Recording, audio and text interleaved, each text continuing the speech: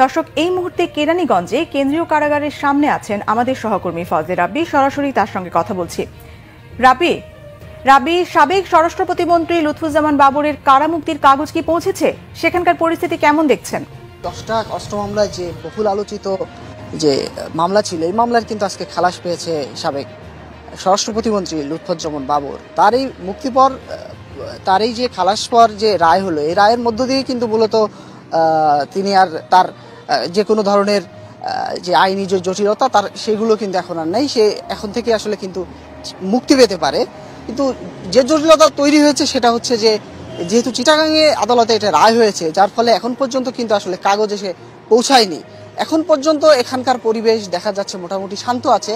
তবে বিএনপি এবং তার যে স্বজন, কয়েকজন স্বজন এখানে উপস্থিত হয়েছে, তারা কিন্তু আসলে এখানে উপস্থিত হয়ে তারা অপেক্ষায় আছে যে কখন তাদের নেতা বা তার পরিবারের লোকজন, যিনি দীর্ঘদিন যাবৎ এই উদ্দেশ্যমূলক হয়রানিমূলক যে মামলায় তাকে গ্রেপ্তার করা হয়েছিল, তারা অপেক্ষায় আছে যে তারা দ্রুতই যেন তার স্বজনদেরকে, তার প্রিয়জনকে যেন ফিরে পায়। সেই জন্য কয়েকজন এখানে কিন্তু আসলে বিভিন্ন নেতাকর্মী এবং এখানে কিন্তু আসলে যে পরিবারের লোকজন, তারা কিন্তু অপেক্ষা করছে।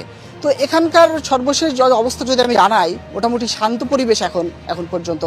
তবে যেহেতু মুক্তির আদেশের কাগজপত্র না আসায় এখন পর্যন্ত কিন্তু আজ তার জামিন হচ্ছে না, অর্থাৎ তিনি খালাস পেলেও তার মুক্তি হচ্ছে না কেন্দ্রীয় কারাগার থেকে। এটা আগামীকালকে হতে পারে বা তার পরের দিনও হতে পারে। এখন পর্যন্ত বলা যাচ্ছে না যে আসলে তিনি ঠিক কখন নাগাদ মুক্তি পেতে পারে।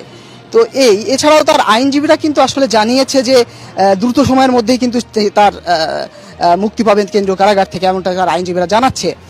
এর আগে 2014 সালে আপনি জানেন যে 1 এপ্রিল চট্টগ্রামের সিউফলের ঘাট থেকে কিন্তু জব্দ করা হয় 10 টাকা অস্ত্রের চালান। এ নিয়ে বন্দরনগরীর কর্ণফুলী থানায় অস্ত্র আইনে ও বিশেষ ক্ষমতা আইনে চোরাচালানের অভিযোগে এনে 2টি মামলা করা হয়। এই মামলার প্রেক্ষিতেই কিন্তু আসলে লুৎফুজ্জামান বাবরকে কিন্তু গ্রেপ্তার দেখানো হয় এবং তারা কিন্তু বিভিন্ন বছরের পর বছর এই কেন্দ্রীয় কারাগারে কিন্তু তিনি ছিলেন। তো এরপরেই কিন্তু আসলে এই যে সম্প্রতি তাকে এই মামলাটা উদ্দেশ্যমূলকভাবে এবং করা হয়েছিল এবং যার জন্যই কিন্তু আসলে তাকে মুক্তি দেওয়া হয়েছে। তো এই ছিল মোটামুটি আমার কাছে কেন্দ্রীয় কারাগার থেকে সর্বশেষ অবস্থা। রাব্বি, আপনাকে ধন্যবাদ। দর্শক, কেরানীগঞ্জ লুৎফুজ্জামান বাবরকে খালাস দিয়ে রায় ঘোষণা করেছেন হাইকোর্ট। ফলে তাকে মুক্তি দিতে আর কোনো বাধা নেই। শুভাকাঙ্ক্ষীদেরও এখন প্রশ্ন, কখন মুক্তি পাচ্ছেন বাবর? এই প্রশ্নটি এখন গণমানুষেরও। 2001 সালে বিএনপির নেতৃত্বাধীন 4 দলীয় জোট সরকার গঠন করার পর যে কয়েকজন ব্যক্তি দলের কাছে গুরুত্বপূর্ণ ছিলেন, তাদের মধ্যে স্বরাষ্ট্র প্রতিমন্ত্রী লুৎফুজ্জামান বাবর ছিলেন অন্যতম। বলা হয় খালেদা জিয়ার সেই মন্ত্রিসভার সদস্যদের মধ্যে অন্যতম সফল ছিলেন বাবর। কিন্তু ক্ষমতার পালাবদল হলে 2007 সালের 28 মে আটক হন তিনি। সেই থেকে কারাগারেই রয়েছেন বাবর। এরপর বিভিন্ন মামলায় তাকে গ্রেপ্তার দেখানো হয়। দীর্ঘ প্রায় 17 বছরে বদলে গেছে অনেক কিছু, বদলেছেন বাবর নিজেও। তৎকালীন স্বরাষ্ট্র প্রতিমন্ত্রী বাবর অনেকটা হিরোয়েটিক ভঙ্গিতে মিডিয়ার সামনে কথা বলতেন। চলনে বলনে ফুটে উঠত আত্মবিশ্বাস।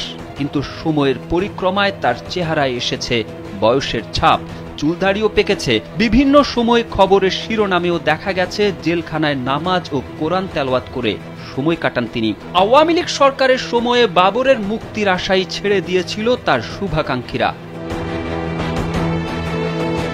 কিন্তু 5 আগস্টের গণ অভ্যুত্থানের মধ্য দিয়ে ঘটে রাজনৈতিক পট পরিবর্তন। পরিবর্তিত পরিস্থিতিতে গত 18 ডিসেম্বর 10 ট্রাক অস্ত্র আটকের ঘটনায় দায়ের হওয়া চোরাচালান মামলায় ফাঁসির সাজা থেকে খালাস পান বাবর। আর 14 জানুয়ারি 10 ট্রাক অস্ত্র আটকের ঘটনায় অস্ত্র আইনে করা মামলাতে যাবজ্জীবন দণ্ড থেকেও খালাস পেয়েছেন তিনি। বাবরের খালাসের রায় আজই ঢাকার কেন্দ্রীয় কারাগারে পৌঁছাবে। রায় সেখানে যাওয়ার পর দ্রুততম সময়ের মধ্যে মুক্তি পাবেন বলে আশা প্রকাশ করেছেন বাবরের আইনজীবী শিশির মনির। কারামুক্তির বিষয়ে জানতে চাইলে ঢাকা কেন্দ্রীয় কারাগারের senior jail super Suraiya Akter একটি গণমাধ্যমকে বলেন, কারামুক্তির কাগজপত্র একটার পর একটা পাচ্ছি, তবে সবগুলো এখনো এসে পৌঁছেনি। 2004 সালের 1 এপ্রিল সিইউএফএল ঘাট থেকে আটক করা হয় 10 ট্রাক ভর্তি অস্ত্রের চালান। এ নিয়ে কর্ণফুলী থানায় অস্ত্র আইন ও বিশেষ ক্ষমতা আইনে চোরাচালানের অভিযোগ এনে দুটি মামলা হয়। মামলায় 2014 সালে 30 জানুয়ারি চট্টগ্রাম মহানগর দায়রা জজ আদালত এবং বিশেষ ট্রাইব্যুনাল এক সাবেক স্বরাষ্ট্র প্রতিমন্ত্রীর বিরুদ্ধে রায় দেন। তারেক আহমেদ, কালবেলা।